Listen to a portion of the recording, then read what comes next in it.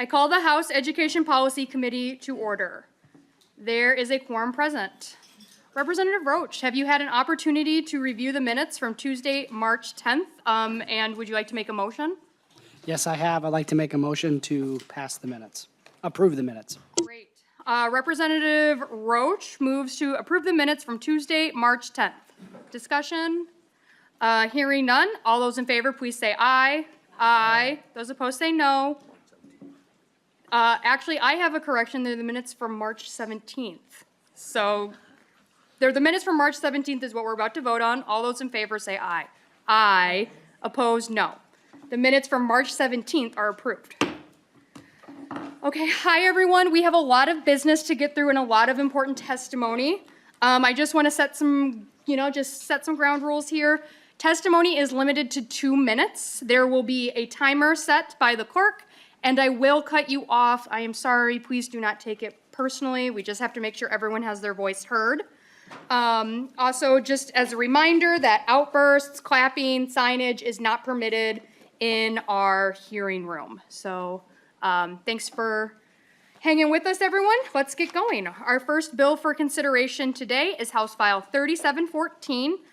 Members, it's our intention to hear this bill and then refer it to the Education Finance Committee. Representative Clardy, welcome to the committee.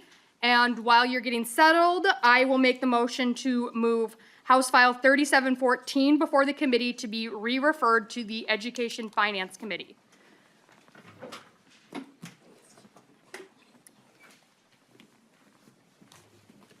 And I also understand you have an A3 author's amendment, which I will make the motion to move for you. Can you speak to your A3 amendment, Representative Clardy? Ready. Yes. First of all, thank you, chairs and members, for seeing this bill. The A3 amendment, and I might get some technical assistance from researchers, but basically it's making some changes to, first of all, acknowledge that it doesn't negatively interact or doesn't interact with okay, I'm going to go straight to research, but that it doesn't interact with ICWA piece. Also, there's been changes that the community ed is able to get a 5-day business turnaround versus a 48 business turnaround. And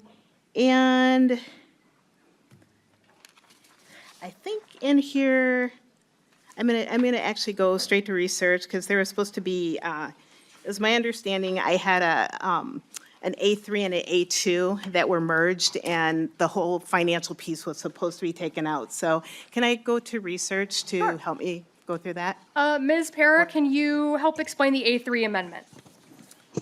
Chair Jordan and members, yes, a lot of the changes you see here, you notice there's references to the Minnesota Indian Family Preservation Act, so that's the kind of state version of ICWA. So that's the change that Representative Clardy was referring to. There are 2 sections are being deleted, sections 2 and 3. And though that first one of those, section 2, is relates to community ed, which is under the jurisdiction of this committee, and that's so it's deleting a section that would have required a district to do an annual report, and then the section that's being deleted is 142A. That sorry, not there. That's. 1 second. Section 3 of the bill. Oh, yes, that's the child care allowance portion of the assessment. So those are 2 sections that are being deleted. And then that changed from 48 hours to 5 business days in a couple spots. Otherwise, the rest of it is adding references to the Minnesota Indian Family Preservation Act. Any questions to the A3 amendment? Seeing none, we'll move to adopt. All those in favor, please say aye. Aye. Those opposed say nay. The A3 amendment is adopted. To your bill as amended, Representative Clardy. Thank you, Chair and members.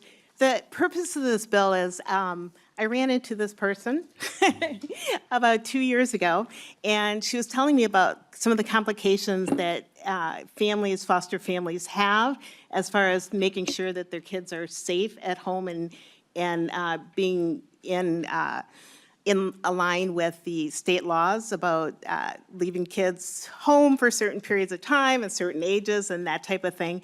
And then also she was talking about some of the transparency issues within the foster care system. So that's what this bill is here to address. So I'm going to actually just turn it over to Zua. Would you like to start? Yeah. But you're going to go through the chair. Welcome to the committee. Again, testimony will be limited to 2 minutes. Please state your name for the record and proceed with your testimony. Good afternoon, co-chairs and members of the committee. My name is Osahan, and I'm the Executive Director of Foster Advocates. This bill has been in progress for years. Long before House File 3714 was drafted, our foster leaders raised concerns about access to school programming. They understood firsthand how these programs are lifelines. The difference between isolation and belonging, instability, and the confidence that carries students through schools to brighter futures. People often say life outcomes hinge on a series of key decisions. This bill removes barriers for families to make one of those first decisions, outcomes-defining decisions, placing fosters in school programming, which cascades into better grades, attendance, education pathways, stability, and thriving futures. While this bill will enhance the lives of fosters, it's important to note that this bill also honors the sacrifices of working-class families, day-to-day constituents who reside in all of your districts, who are stepping up within their means to care for fosters.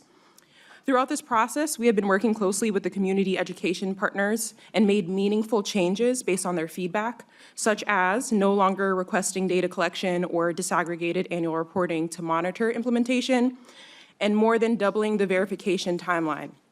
Not because these are not important asks, they very much are, but because we were told they would create more administrative complexity for schools, and that is not our goal here in the slightest. We are deeply appreciative of educators and school districts that create daily environments for safety and stability, an anchor in the whirlwind of what out-of-home placement is. Oftentimes across multiple schools in a short period. So we remove those items. Still, we know there is a major problem here. Fosters face steeper barriers than many peers, including lower on-time graduation rates than even homeless students, a gap clearly shown in the Minnesota Department of Education's publicly available data. That is why we're seeking highest priority here, not because homeless youth are less deserving, but because they currently have better outcomes. So we must target our efforts where they're most needed. For young people in state care, opportunities are often lost, not because of intent, but because there are limits of general priority, which often depends on interpretation and results of inconsistent application statewide. Highest priority ensures meaningful implementation, not just hope and discretion. Highest priority also makes these commitments tangible for those who need it most based on the data. This bill also eases permanency and prevents extra placements for young people who simply through prioritization of fosters and programming will be able to stabilize sooner. Fosters asked for this prioritization in the Minnesota Promise Report. House File 3714 supports their vision of fairness, belonging, and opportunity. I urge you all to meet our state's promise to fosters and to these families who are trying their best, again, within their means, to provide stable homes for our state's young people. Thank you, and I'm happy to take any questions. Thank you, Director. And members of the audience, if we could just keep it quiet so we can hear the testifiers, that would be much appreciated. Thank you, Director, for your testimony. Next on my list is Zua Vu. Please correct my pronunciation if needed and proceed with your testimony. Thank you. Good afternoon, co-chairs and members, and thank you for the opportunity to testify today. My name is Zua Vu, and I'm here to share my story in support for HF 3714. I worked as a teacher for 15 years, during which I encountered many fosters, and their stories inspired me to learn more about how I could foster. I became licensed in 2021, and a few months later, a group of 3 siblings, ages 5, 6, and 7, came to live with me. I knew early on reunification was unlikely. As a single woman working for full-time, I was not prepared for the amount of work I was about to encounter. When the 22-23 school year started, I enrolled my now adopted children in their schools before and after school care program. They were put on a waiting list because their current policy is that students are accepted on a first come, first serve basis. I then asked if there was a priority for kids in foster care. They said no. After several phone calls to the school and the county worker, I was told just days before school started that they would be accepted. The next year, we had to do it all over again, and I was overwhelmed. I told the county worker I could not continue to foster if we could not get them into a program. After hours of calling and emailing, my kids were finally admitted. The amount of stress this created was very frustrating. I want to give you an idea of the cost. In those 2 years, before and after school care cost me over $26,000. Not once during my training did anyone mention how much childcare would cost, or that I would only receive a monthly stipend of $600 for 3 children. Is this the best way to support children and families in foster care, children that are in the care of the state? I was my kids' 5th placement. How could I look them in the eye and give them up because school programming was too expensive? To me, this meant giving up their friends, their school, and the structured routine that we worked so hard on. This bill is about stability for foster children and providing prospective foster families with the transparency necessary to make informed decisions for their family. Members, thank you for your time, and please support HF 3714. Thank you for your testimony. Next on my list is Deborah Jackson. Welcome to committee, Ms. Jackson. Please state your name for the record and then proceed with your testimony.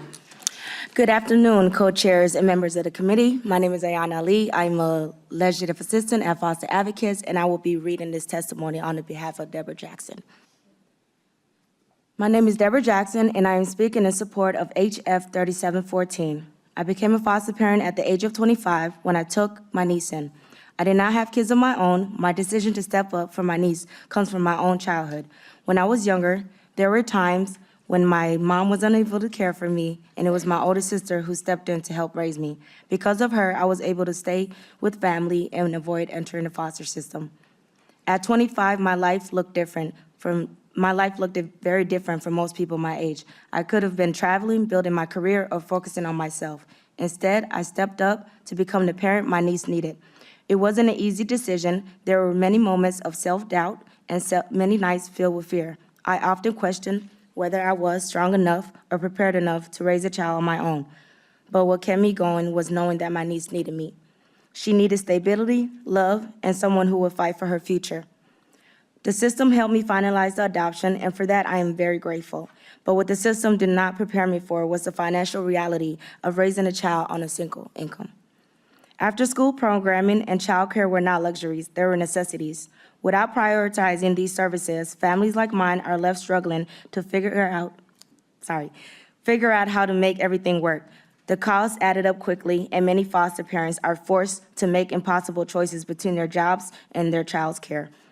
Foster and kinship parents are providing stability, keeping children out of the system, but too often we are doing it without the resource that would make it subsuitable. My niece loves sports, but we had to give them up because we couldn't afford the cost. If we truly want children to grow up in families instead of a group home or with strangers, then we must support the families who step up when those children needed them the most. Please support HF 3714 as it will benefit all fosters. Thank you. Thank you for reading this letter. With no more testifiers, we will now move to member discussion. Representative DePel. Thank you, Madam Chair. I just wanted to ask a quick question, likely of both the chair and of Representative Clardy. Would the federal tax credit that is potential for Minnesota if either the governor or the legislature approves that and just conforms to it, would that help with these programs? Representative Pell, the bill is going to Education Finance, and they would be better positioned to answer those questions in Education Finance. Representative DePel. Thank you, Madam Chair. I believe that policy oftentimes is driven by finance, and I didn't see fiscal note on this either. And so since this committee has oversight over policy, which has costs associated with it, I think it's important to understand the financial side, not necessarily directing specifically to education finance, but the impact that the policy has on the financial structure of the state. And I most certainly want to support foster children as much as possible, and I commend the families who are foster families. We should support that without question. But I do believe that it's important to understand, is that I read through a lot of the information attached here and associated, that some individuals were stating that there are limited funds or that these programs have been limited and that they wished that it could be broadened. And so it's to that end that I'm asking the question. Thank you, Madam Chair. Thank you. Representative Clardy. This bill deals with after-school care and before-school care. The bill that you're referencing, in my opinion, primarily deals with private schools and vouchers. And so this is not regarding vouchers. And so I'd like to keep the focus on the after-school care bill in prioritizing students getting into that. So, but I would love to take this offline and have a deeper conversation with you. Representative DePel. Thank you, Madam Chair. This will be the last question and comment. The bill that I'm referencing would actually fund public schools as well. And about 90% of students in Minnesota go to public schools. And the policy that we're talking about right now would be directly impacted by those funds. It would potentially add $250 to $300 million to the bottom line of education for public schools in Minnesota. That would far outweigh the minuscule 10% of non-public schools. And so I would just ask this committee to consider strongly approving that, because the connection to our public school system is fundamental, and the monetary resources that could be accessed just like that would be there for 90% of the students in this state. Representative Green. Thank you, Chair Jordan, and thank you for bringing this bill forward. I just wanted to talk and focus on the bill as you had said about Thank you. what, in terms of the priority list. So there is no fiscal note on here. There is no fiscal note on here. Can you just talk to that a little bit? Why is there no fiscal note on here? Sure, absolutely. And then I also have the, I'm sorry, Chair Jordan. Yes, I'm sorry. Representative Clardy. And again, Yes. fiscal notes really get discussed in fiscal committees, which we are not one. So go ahead, Representative Clardy. Thank you. Thank you, Chair Jordan and Representative Green.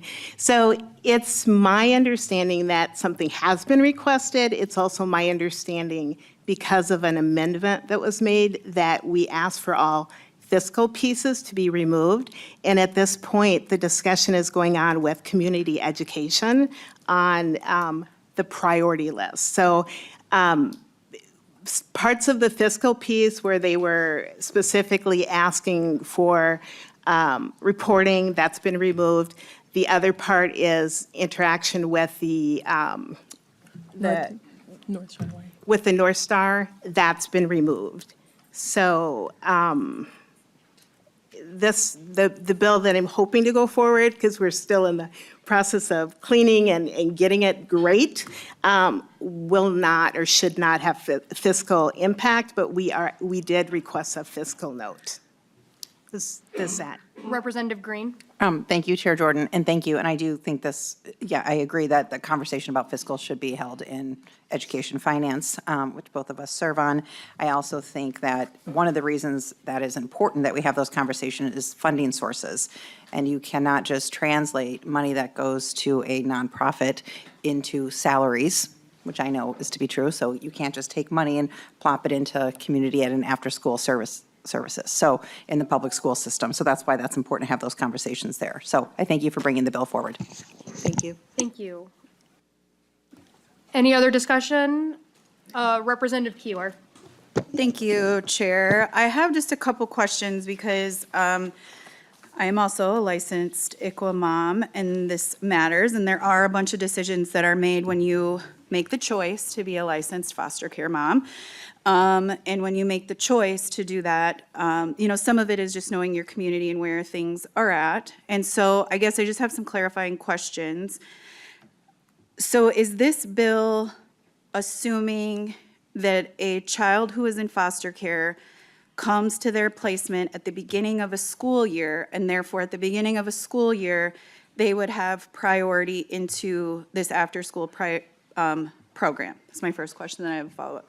Representative Clardy, Executive Director. Through the chair, Representative Keeler, the change here would be for not just at the beginning of the school year, but also if there's a disruption during the school year. That's why we also made that change to the verification timeline from 24 hours to 5 days. So it's not just at the beginning of the school year, disruptions happen throughout the year, so that there's also that time for that immediate addition to before and after school programming if necessary. Representative Keeler. Thank you, Chair. Okay, thanks for clarifying that. So what you're saying is that, and I get it, because children get placed with you, I mean, it can be any day of the year. I mean, I get that, and it's a quick decision that's made. And so I guess this bill is operating under the assumption that our after-school programs are not full year-round. Is that right? Through the chair, Representative Keeler, correct. Go ahead, Representative Keeler. Thank you. From my experience, and I don't know about other people's districts, but most of our after-school programs are full. And so what happens, I mean, we have a lot of after-school programs that it's a thing that, like, I'm sure all of us in our communities, they're full. And so this is where I think the financial conversation comes in, which I do think that this should be a conversation that's had at the education finance table, because if you're asking for after-school programs to hold spots for a priority, then that costs money. If you're assuming that after-school programs aren't full year-round, I'm not sure that that's a fair assumption. And so I guess if I take a child who's in first grade, who needs after-school care, and all of my after-school programs are full, how would that impact that child? Executive Director, and I'm sorry, is your last name Akpatatanius? Can you? Indeed, and you pronounced that very well. Thank you. Again, through the chair, Representative Keeler, we are not holding spots. That is something that we were discussing at one point, but that is not fiscally possible, as you've noted. So as soon as there is an available spot, our request is that prioritization is given to fosters. We are not asking for there to be held spots at this time. In the future, that would be a wonderful addition, but right now, we're just asking for prioritization of available spots. Representative Keeler. Thanks for clarity.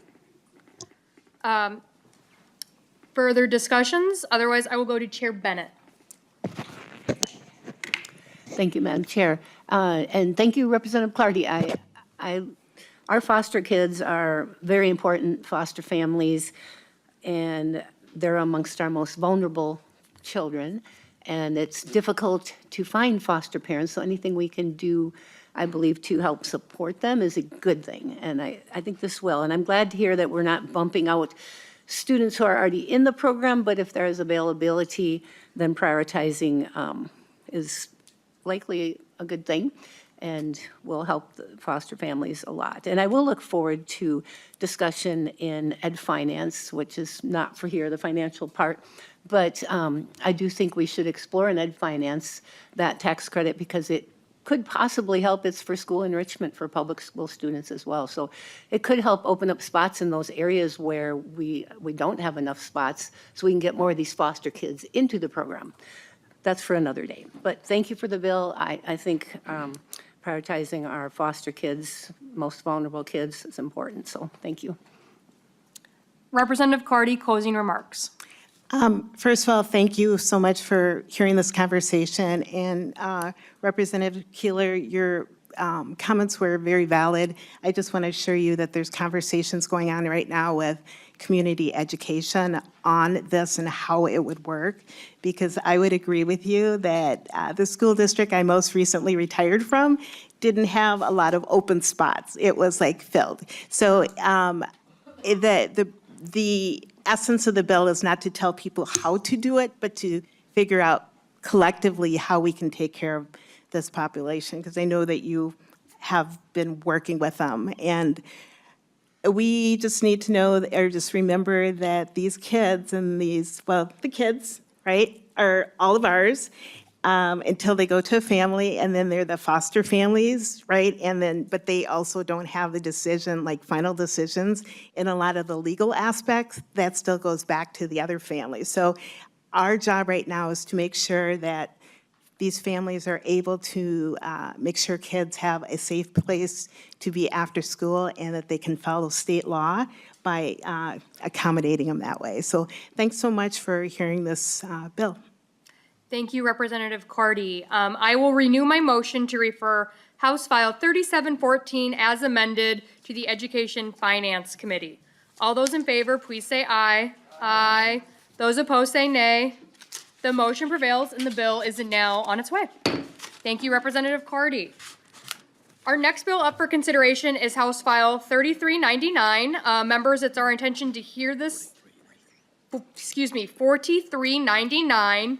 Members, it's our intention to hear House File 4399 and send it to the General Register.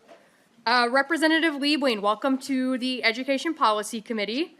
While you're getting settled, I will make the motion to move House File 4399 before us and re-refer the bill to the General Register. And I also understand you have an author's amendment. I will move the A2 amendment for you as well.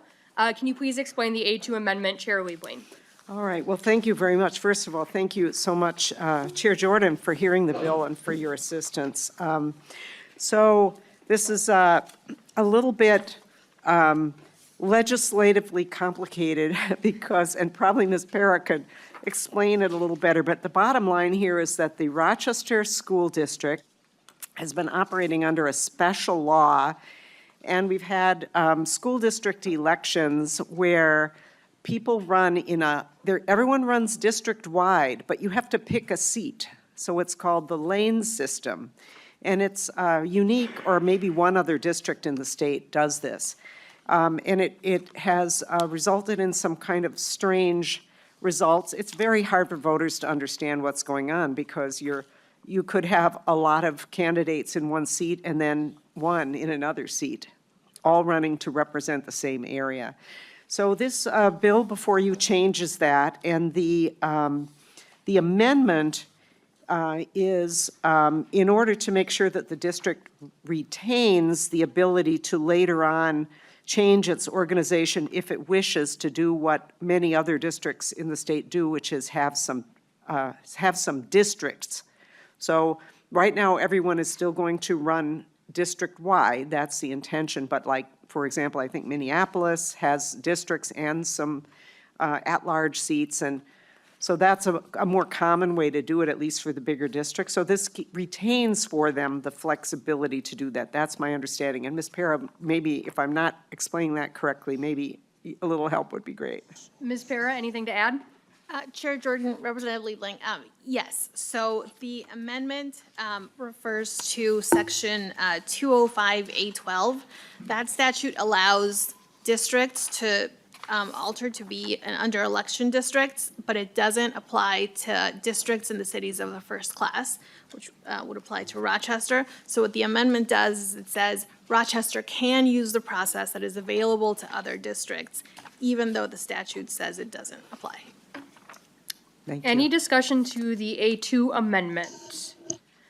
Seeing none, all those in favor say aye. Aye. Those opposed say nay. The motion prevails and the amendment is adopted.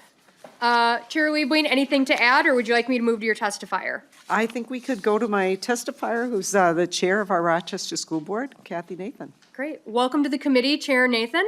Please state your name for the record and then proceed with your testimony. Thank you. Chair Jordan, Chair Bennett, members of the committee, my name is Kathy Nathan. I serve as chair of the Rochester Public Schools Board of Education. Thank you for the opportunity to speak today, and a special thank you to the bill's authors for bringing this forward on our district's behalf. I am here to strongly urge your support for House File 4399, which repeals the effect of a 1974 special law that forces Rochester Public Schools to use an antiquated alley system for our at-large elections. The system requires that each of our at-large seats be treated as a distinct parallel contest. Even though all board members represent the exact same constituents and hold identical responsibilities, candidates are forced to file for a specific numbered seat. It is highly confusing. As any member of Rochester Board will tell you, during campaigns, candidates find themselves constantly explaining the mechanics of this bizarre election system, often at the expense of discussing substantive educational issues. Worse, this system distorts the will of the electorate. Voters are frequently forced to arbitrarily choose between two preferred candidates who happen to file for the same seat, while for another seat are forced to select from a pool of candidates they prefer less, or even an unchallenged candidate. The bill corrects these issues by ensuring that our at-large elections are simply governed by Minnesota's standard election law. On March 3rd, Rochester School Board unanimously passed a resolution calling for this precise change. Before voting, we deliberately tabled the matter at a previous meeting to invite public feedback. Despite multiple stories in the local news, not a single person has come forward to defend the current system. The change called for by this bill will better serve our voters. It aligns Rochester with the standard election framework used statewide. It reduces ballot confusion. It costs the state and the district absolutely nothing, and it is completely nonpartisan. We respectfully ask that you support this bill, and we thank you for all your time and effort on behalf of the people of Minnesota. Thank you, Board Chair Nathan. Members, any discussion to the bill? Representative Lawrence. Yeah, Madam Chair, thank you very much. And just a clarification, the last part of this says the effective date is based upon the school board's approval. So the school board is still the final decider in whether to change your election process, correct? Chair. We're just allowing the option for them. Sorry, Madam Chair. School Board Member Nathan, would you like to answer that? Well, the board could not take this action unless the legislature passes this law. So we can't do it independent of your work. But yes, there is one additional step, and that is, as we would do for every election, we would pass a resolution notifying of the upcoming election, and then this structure would be included in it. Representative Green. Thank you so much, Chair. I don't have a question. I just wanted to thank you for your service as chair of a school board. School board members across our state are really doing the heart of the work for students, and I just really appreciate it. And this bill, I think, opens the doors up for more people to run and to be able to see themselves in these positions, which we need more of. So I applaud you for bringing this forward. So thank you to your board. Representative Gottfried. Thank you, Madam Chair. And for the public record, I just wanted to make sure we clarified why this is being seen in ed policy and not elections. It's being seen in elections. Oh, as is it being well. seen in elections It's as well? already been heard in elections. Oh, never mind. I apologize and I retract my statement. Thank you. Thank you, Representative Gottfried. Any other discussion? Otherwise, I will go to Chair Bennett. Thank you. I don't know, can we ever pull back our words, Representative Gottfried? I'm not sure. Anyway, Representative Leibling, I think this makes total sense. I do have a quick question. Does the school board currently support this? Yes, we passed a unanimous resolution to ask the legislature to make this change. Thank you. That sounds like a good idea to me. Thank you. Great. Chair Leibling, any closing remarks? Yeah, thank you so much. And I really appreciate that Chair Nathan is here today with this. And this did come from the school board. I just want to say, for the public, I personally would prefer a system where we do run in districts, at least partly. But this, what you have before you, is the choice of the school board. And I respect that. And maybe at some time in the future, they will, we'll see how this goes, and maybe there will be a different choice. But this is, I really want to express my gratitude to Chair Jordan, to Chair Quam, who's also, as you know, from the Rochester area, and he is the co-chair of the Elections Committee. And everyone has, and especially Ms. Para, who jumped right in and drafted this really quickly because we, with deadlines and everything. So I just, this is really an example of the best of us working together, because it is very bipartisan. It has moved very quickly, and just appreciate everyone's work and willingness to get this going. Yes, thank you, Chair Leibling. When you told me about this, I was like, oh, people of Rochester cannot live this way. And with that, I will renew my motion to re-refer House File 4399 as amended to the General Register. All those in favor, please say aye. Aye. Those opposed say nay. The motion prevails, and the bill is on the General Register. Thank you for joining us, Chair Leibling. Thank you. Our next bill up for the next bill up for consideration is House File 4176. Members, it is our intention to hear this bill and lay it over for further consideration. Chair Youakim, welcome to the committee, and while you are getting settled, I will move House File 4176 before us, and I also understand you have an author's amendment to get the bill in the shape you would prefer, so I will also go ahead and move the A1 amendment for you. So to your amendment, Chair Youakim. Thank you, Madam Chair, and thank you, members, for having us here today. A1 just clarifies some of the language and makes sure that we have a member of the union of that district as part of the site-based, and then just cleans up some other stuff. Any discussion to the A1 amendment? Seeing none, all those in favor, please say aye. Aye. Those opposed say nay. The A1 amendment is adopted. To your bill as amended, Chair Youakim. Thank you. Good afternoon, Chair Jordan and Chair Bennett and committee members. Thank you for having a hearing on House File 4176 that contains updates to site-governed school statutes. The site-governed school law is already in statute. It's 123B.045, but no school or district is currently using a site-governed arrangement. The intent is that they're in the statute, but the law needs refining so that the districts feel comfortable in implementing a site-based framework. Site-governed schools offer an optional opt-in framework that schools and districts can use that has a few features. It provides a district flexibility. Site-governed schools empower site-level educators, families, and community members to work together to design a model that may better fit their students' needs. The law has accountability measures. The language before you pair flexibility and innovation with clear performance expectations and real accountability for results. And the changes also provide stability when a school adopts a site-governed model. Schools enjoy freedom to innovate for their students while preserving the benefits and support that a district can provide, including the ability to continue if the administration changes. Why this bill is needed, as I said before, currently the statute is confusing, which can discourage interested school districts from utilizing it.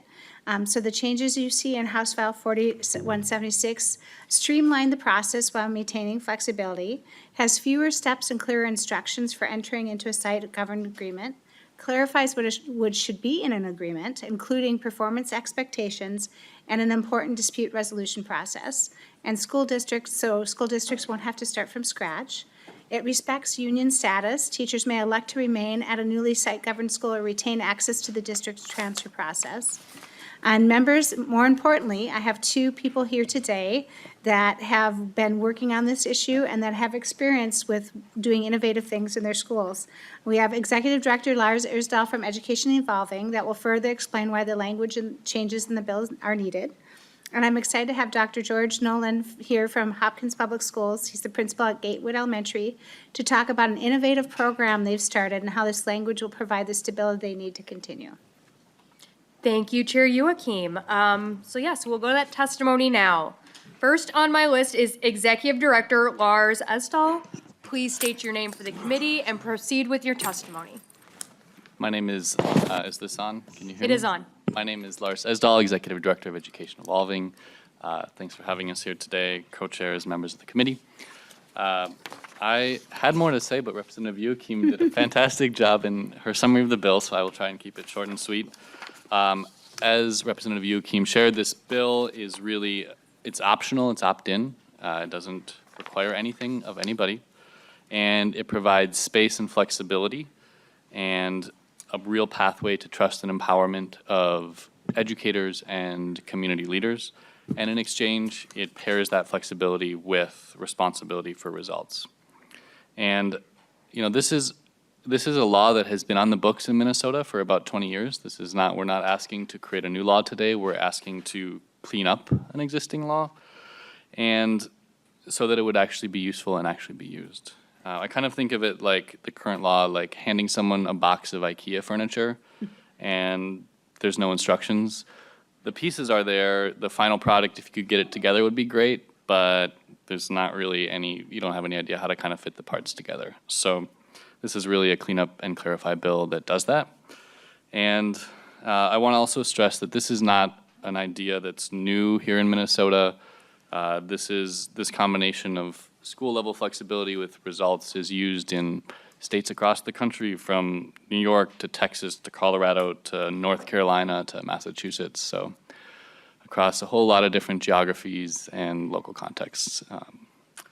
And then, yeah, I will in a moment turn it to my colleague, Dr. George Nolan, but there is real interest here in Minnesota if we can get this bill right. And we're really excited about turning a good idea into a tool that's usable. And with that, I'll pass it to my colleague. Thank you for your testimony, Executive Director Esdahl. Next, we will hear testimony from Dr. George Nolan from Gateway Elementary at Hopkins Public Schools. Proceed. Gatewood, sorry, just to let Great. you know that. Gatewood, thank Yep. you. Good afternoon, co-chairs and committee members. I'm testifying in support of the site governance school bill. I'm Dr. George Nolan, principal of Gatewood Elementary in Hopkins. I've been there for 6 years. We have a wonderful school. Basically, our superintendent, Dr. Mary Perry Reed, is a wonderful superintendent, and she really allows a lot of site-based decision-making and innovation. At Gatewood, we've been able to have the only international baccalaureate outdoor education program in the United States. We feel really great about that.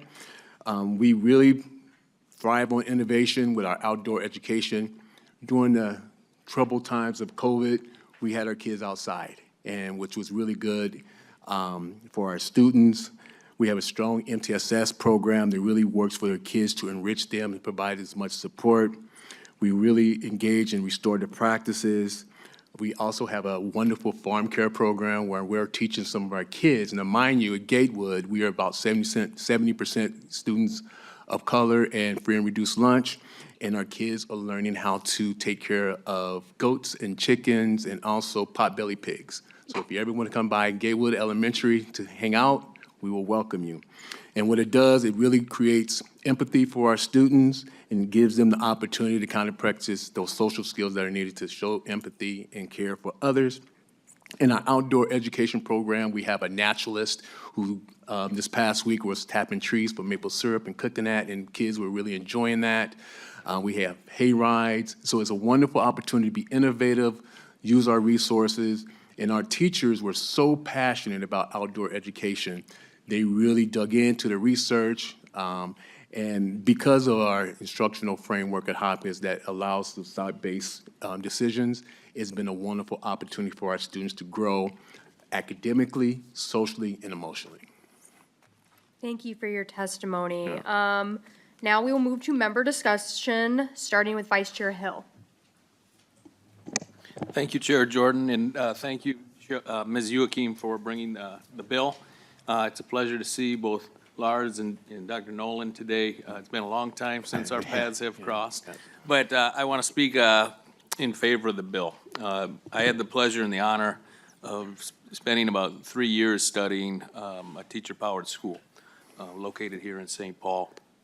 And the amount of innovation and student empowerment that took place there was like nothing I'd ever seen in an educational setting. And so the programming that you described, Dr. Nolan, sounds fascinating. Count on a visit from me to come and see the potbelly pigs in particular. But I think this is a fantastic bill to clean up a bill that previously allowed for this, but made it confusing to many who wanted to engage in it. So can't say enough good things about the bill. Thank you.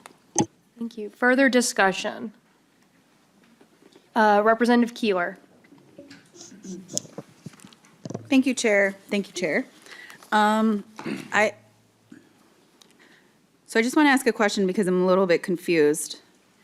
And we can take it offline if we need to go a little bit deeper in the weeds about it. But, oh, well, I love it, and I want to come hang out with the goats for sure. I was just saying that to my team. But, so one of the things, and you'll remember this from when we were talking about attendance task force, one of the buckets was like kids should be able to get credit for things that they're doing out in the community. Representative Lawrence and I sat on a task force addressing attendance. And One of the buckets was, like, we had Indigenous students from up north come and talk about, like, ricing and how that is, it's an agriculture, like, component along with, obviously, like, a cultural component. Would something like that be able to be intertwined under this statute?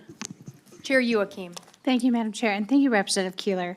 From my understanding, and this has been around for a long time, and it used to be kind of called the school within a school. And if you had an administrative group of folks that were willing to align standards and figure everything out, that you could be given that latitude.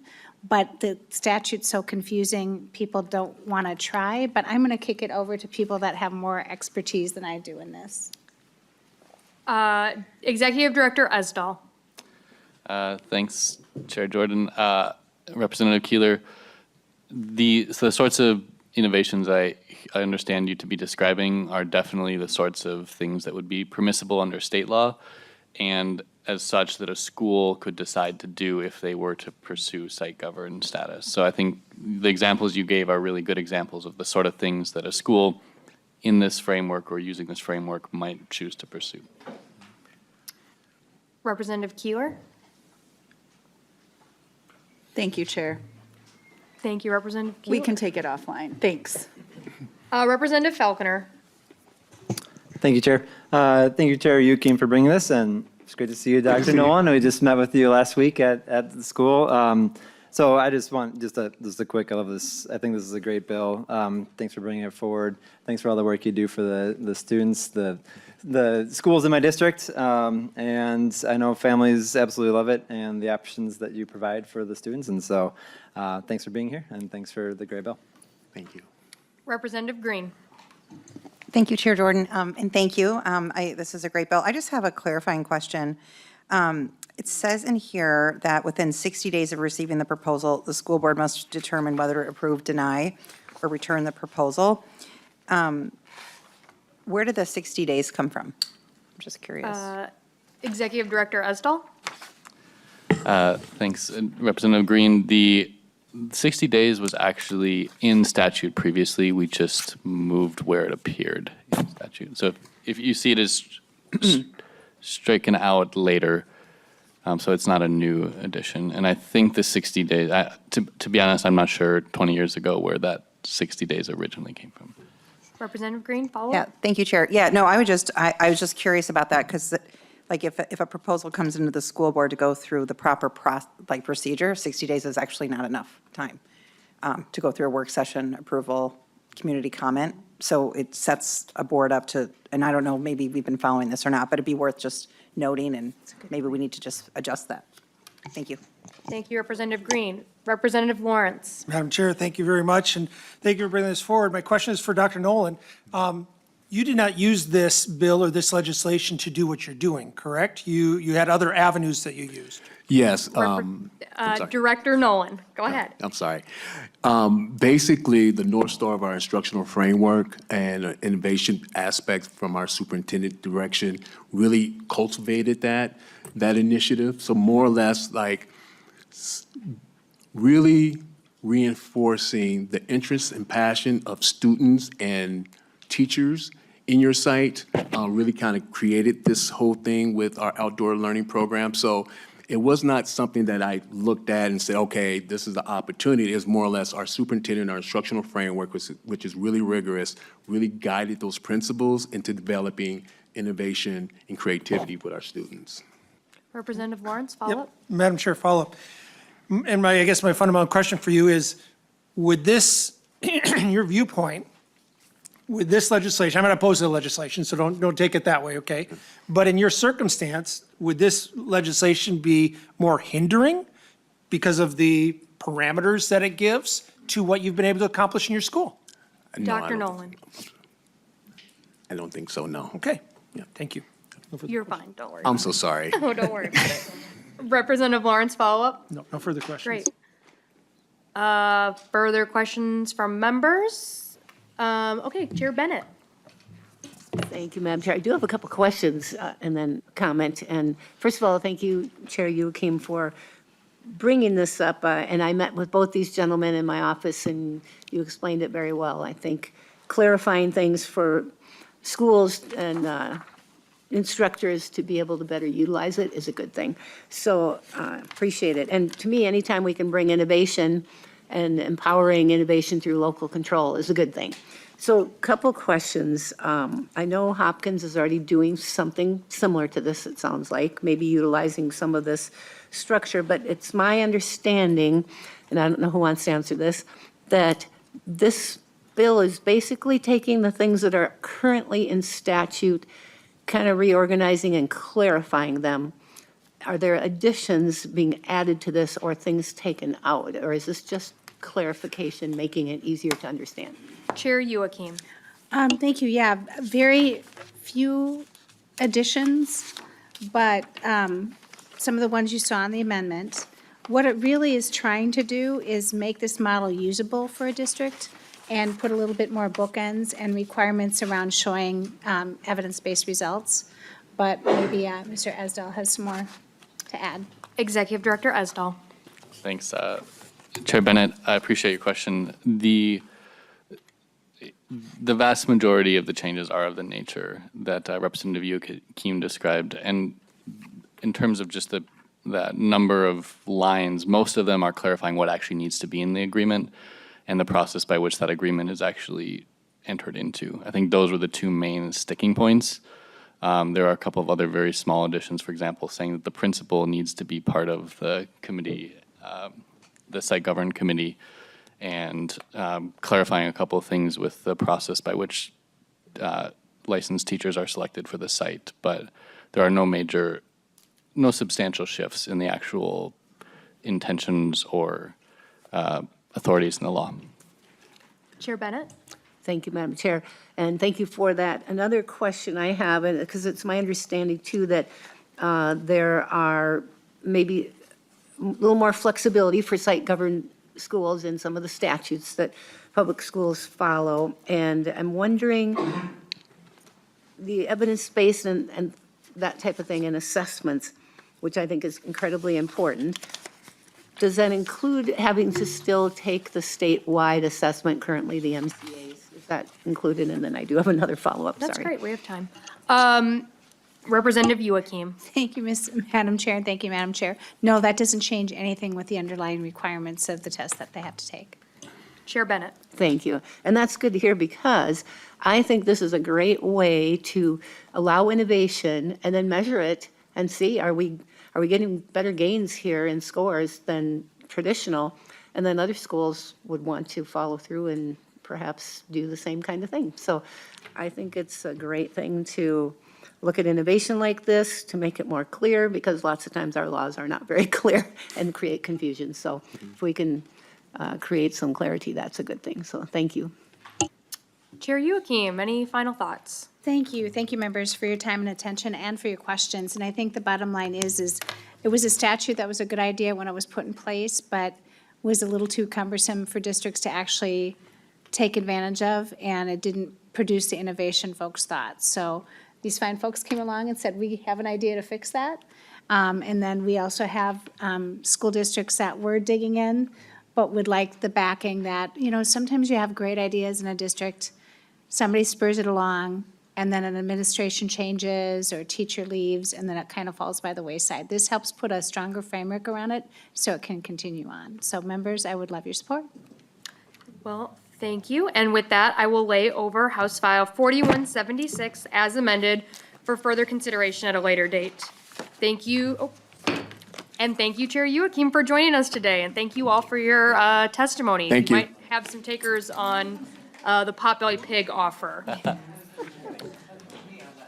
I didn't specify takers from which party, but is Representative Virnig here?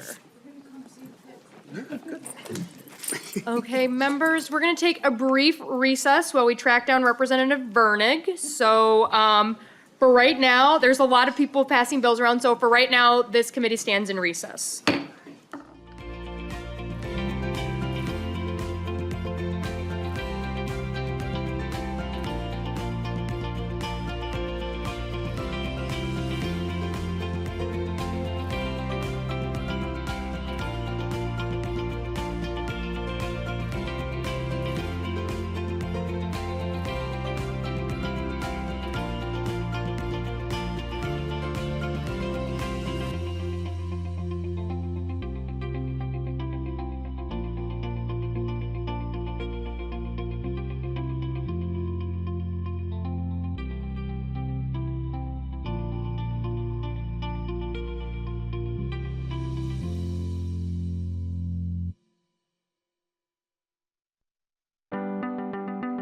I call the House Education Policy Committee back to order.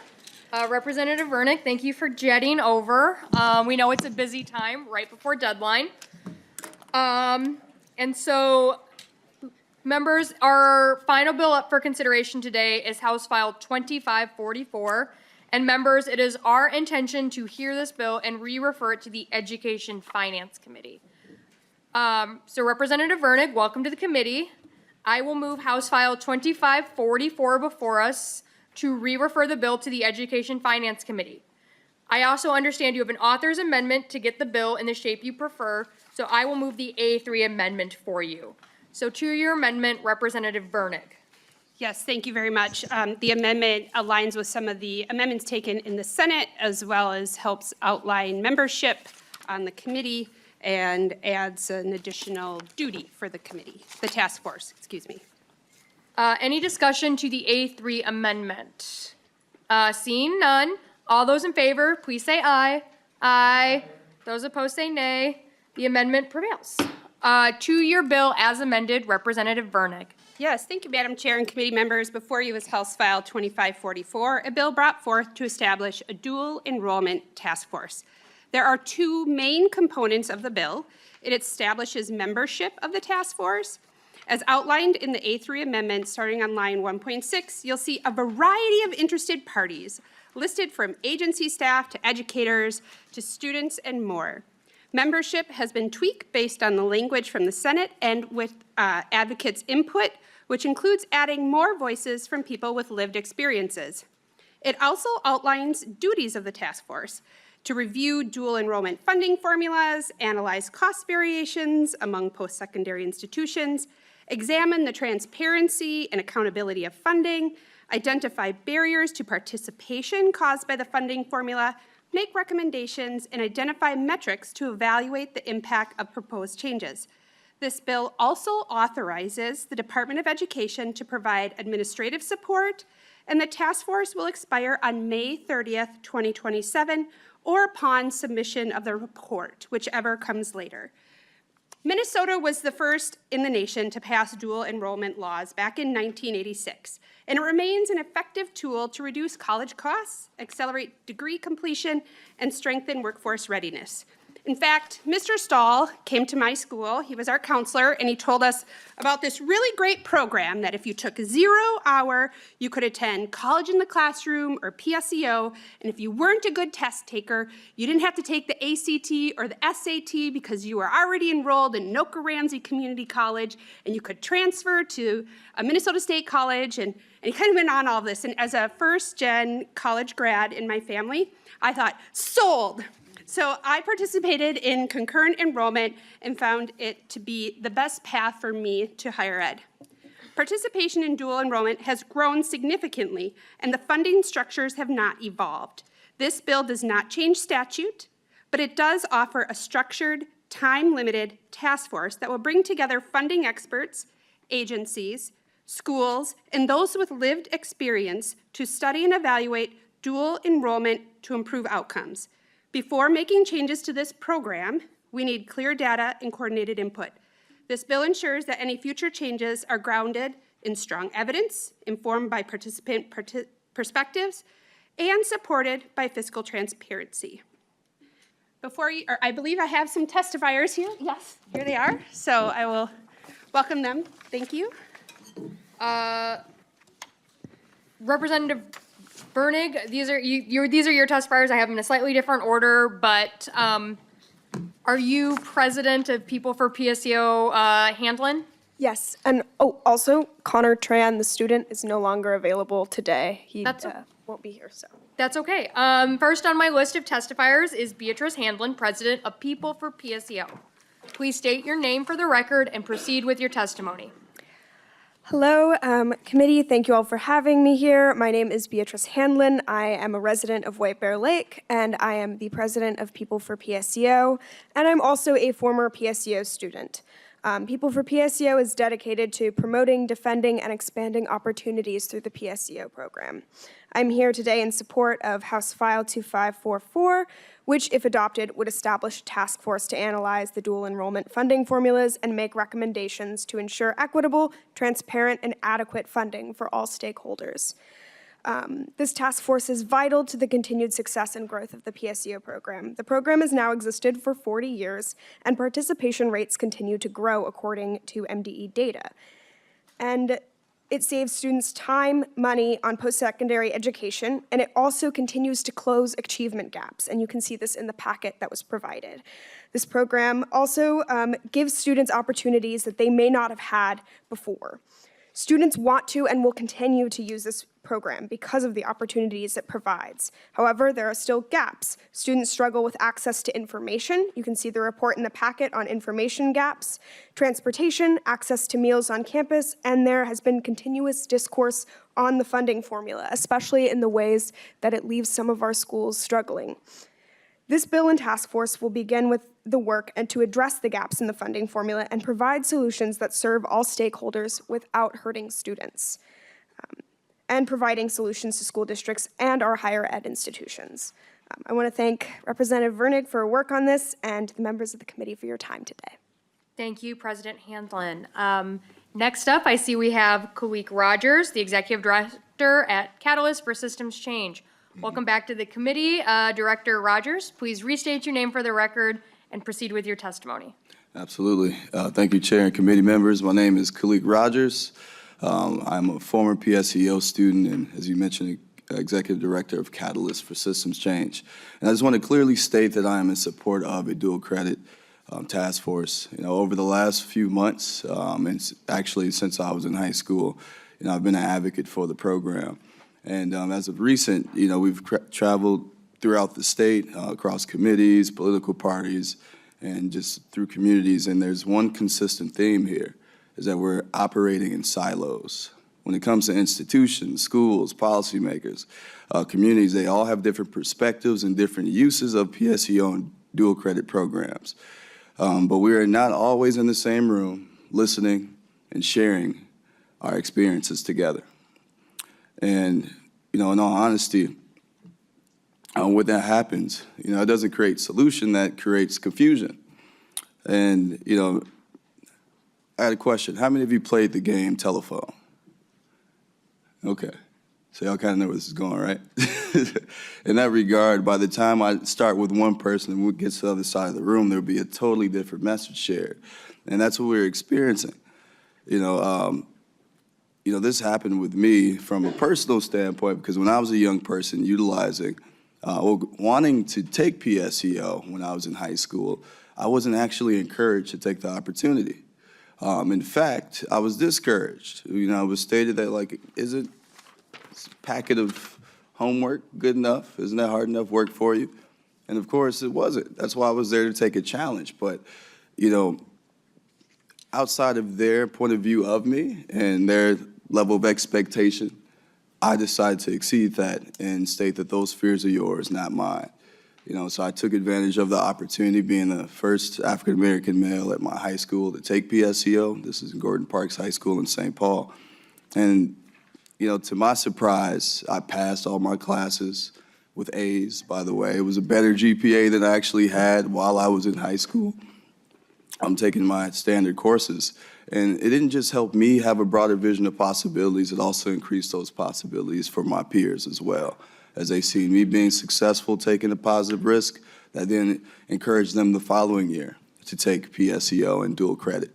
And actually the vast majority of those students decided to take CIS because that was a better option for them because they were informed on which options were available.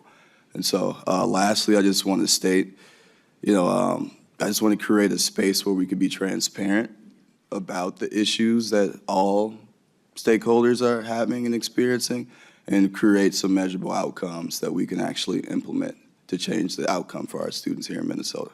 Thank you. Thank you. Next on my list to testify is Mark Grant.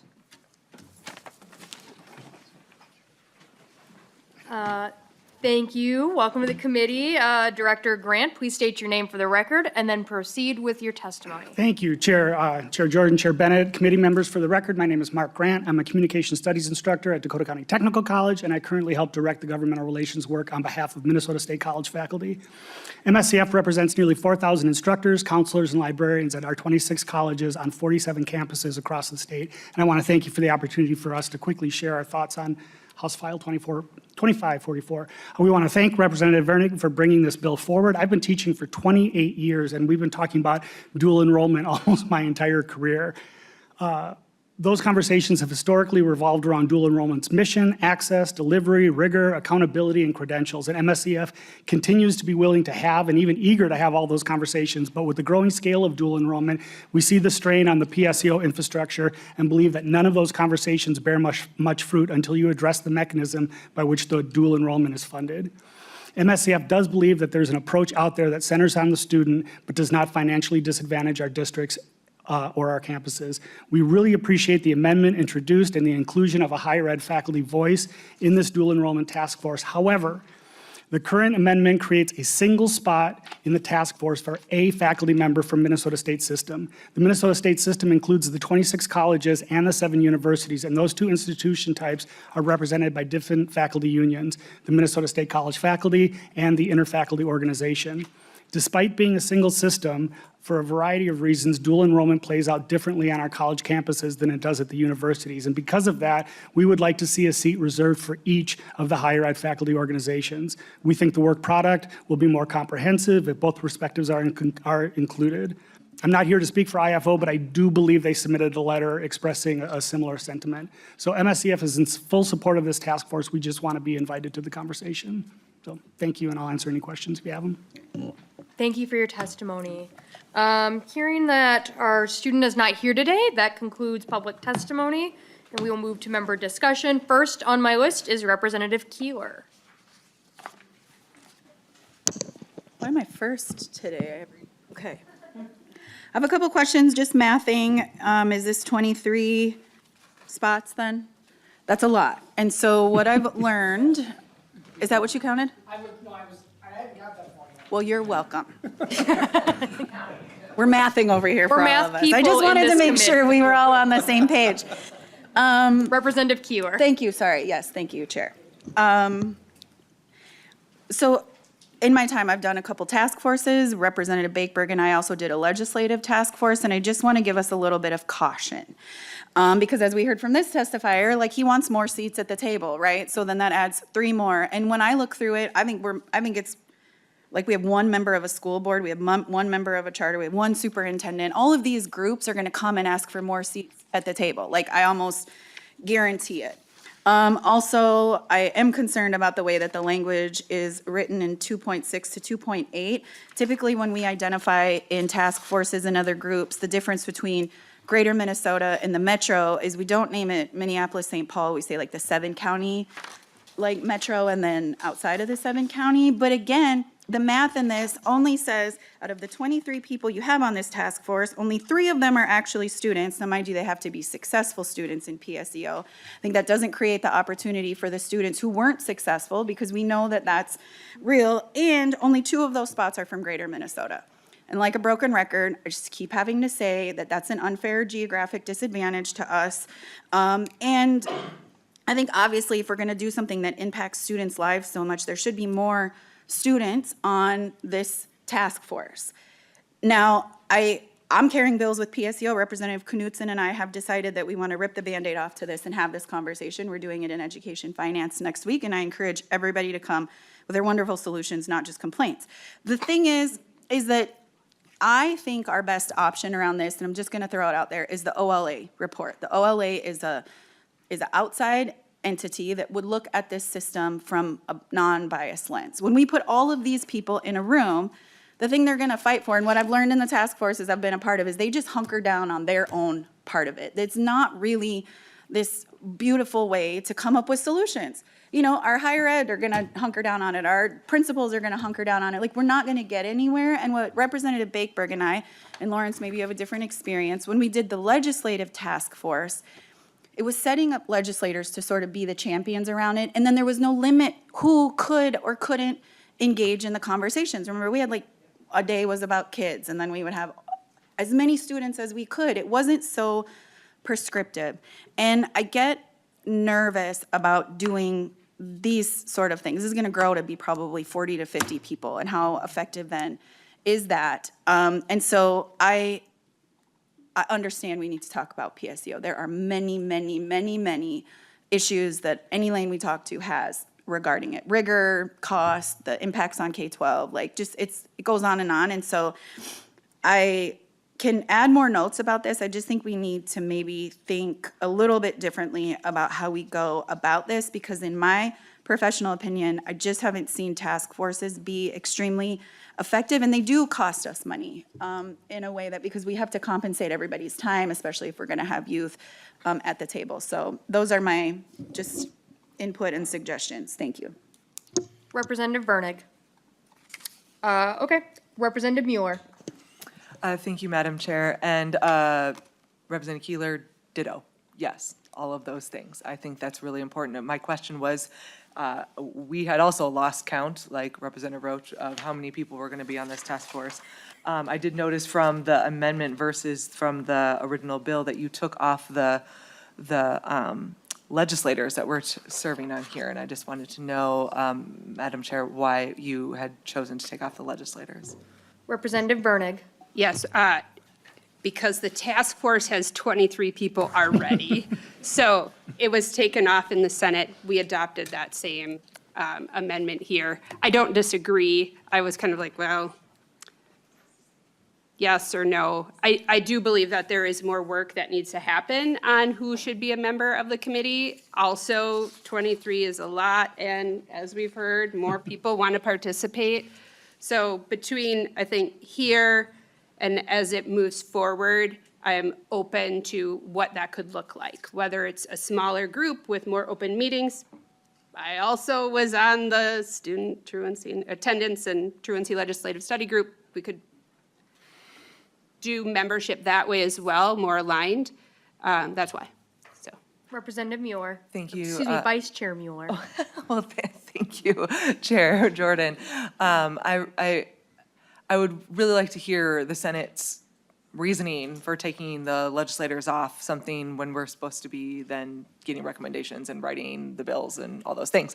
But then again, the other body is the other body. So I think that I would tend to agree more with Representative Keeler and looking at how we do legislative task force or working groups where you can bring as many people as you need to have to make an informed decision. And then you have as many you have the legislators there from many different places and spaces and from both sides of the aisle that we're able to then work together. This is a passion project for many of us. I mean, Representative Knutson, I've worked in schools where I've, cautioned people about PSEO and some of the, I have lots of things to say about PSEO. And so, yeah, I know, Madam Chair, I believe the motion is to send it to Ed.Fi. That is correct. And I would agree that we should do that. I just think that there needs to be some extra discussion about the structure of the task force. Thank you, Madam Chair.